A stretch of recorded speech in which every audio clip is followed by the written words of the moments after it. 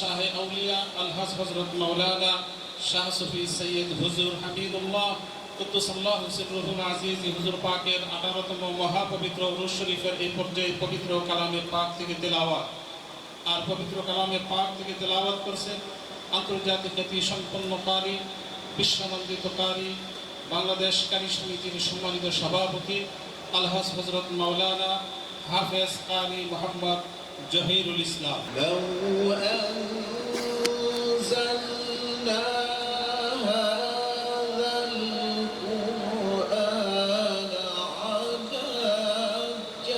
সম্মানিত হাজিরিন, এ দরবার শরীফের নবাবগঞ্জের নিশিন আলা হযরত কর্তৃক আয়োজিত জামানার মুজাদ্দিদ পীর তরিকত রহনুমাই শরীয়ত ইমামে আহলে সুন্নাহ শাহান শাহ আউলিয়া আলহাজ হযরত মাওলানা শাহ সুফি সৈয়দ হুজুর হামিদুল্লাহ কুদ্দুসাল্লাহু সিররুহুল আজিজ হুজুর পাকের 18তম মহাপবিত্র উরুস শরীফের এ পর্যায়ে গুরুত্বপূর্ণ বয়ান পেশ করবেন আন্তর্জাতিক খ্যাতি সম্পন্ন বক্তা, বিশ্বনন্দিত মুফাসসির কুরআন,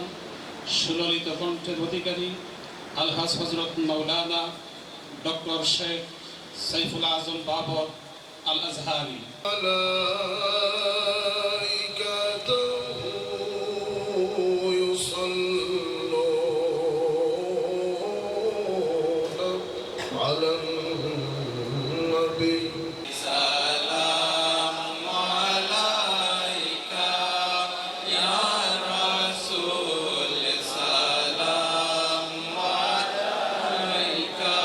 মুহাম্মাদুর রাসূলুল্লাহ ওয়াল্লাযিনা মাহু আশিদ্দাউ আলাল কুফার